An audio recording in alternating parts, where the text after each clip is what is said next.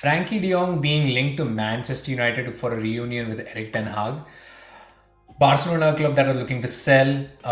Manchester United have desperately needed a midfield presence for ever since. I mean, yeah. Where do you stand on this one?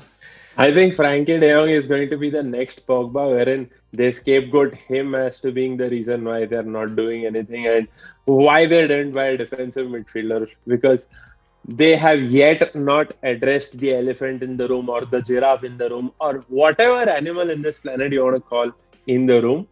But they are out and about trying to sign box to box midfielders, maybe a striker, maybe a wide player, except for a defensive midfielder. So I don't think this move makes sense. One for Frankie De Jong to go to a side that's in Europa. Two for Frankie De Jong to become a scapegoat. He's aiming for bigger things and moving to United and again having the same thing of oh they still don't have a defensive midfielder. I think United need to sort out that mess first before they aim to sign better players.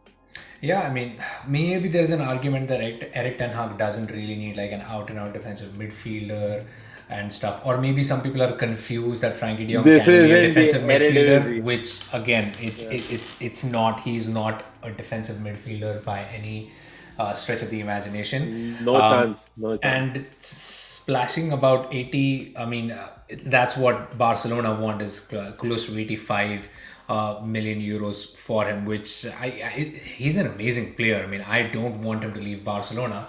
And yet we are dealing with another club which has just been so badly run that it is forced to sell one of its best assets to flip around and try and sign Lewandowski. And again, world class player, but aging out towards the twilight of his career. Frankie De Jong can stay with the club for at least another 6 or 7 years and deliver solid Easy enough. performances.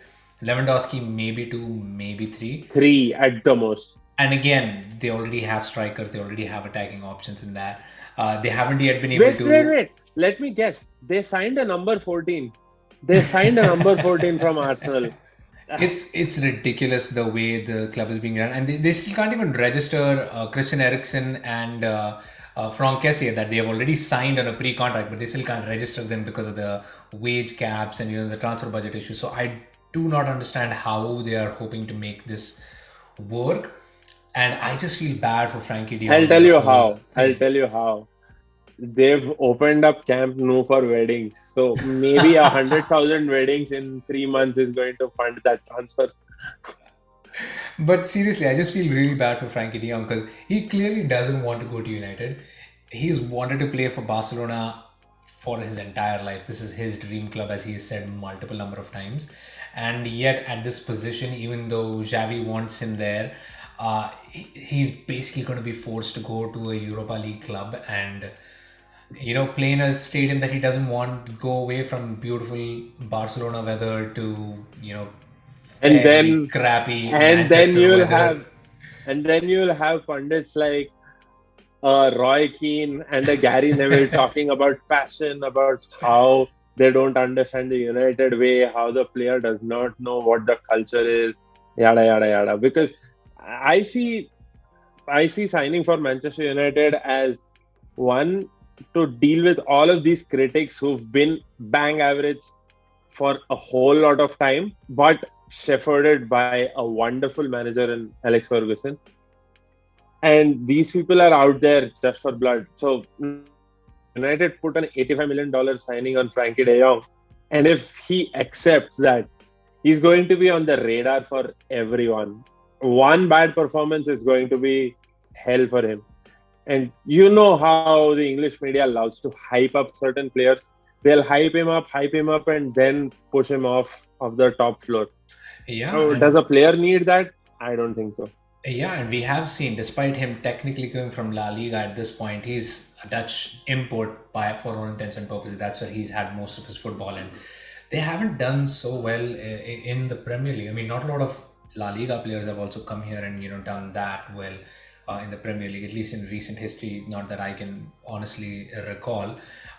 So it's a big gamble for United. They're trying to strong arm Barcelona, I guess, but like you said, they just have so many more issues to. If you have that kind of money, just go get Yves Bissouma from Brighton. I mean, that's going to solve so many of First, our problems. first, yeah. Um, so I don't know where United are coming from. I don't know where Barcelona are coming from when it's this transfer. I just don't. This is just a horrible move for all parties, Frankie De Jong included. So it's just We going should nuts. ask Roy Keane and Gary Neville because those are the experts in world football, and they'll obviously again also have a problem with the amount of wages he's getting, right? Because they've never seen that wage ever. So jealousy again is going to come out in full force because he's not an English player. So you've seen the bipartisan treatment that they stake out. Yep. Well, let us know what you guys think. Is this a good move? Is this a bad move? Just let us know what your thoughts are. And as always, please like, share, subscribe, and we will see you guys next time. Bye.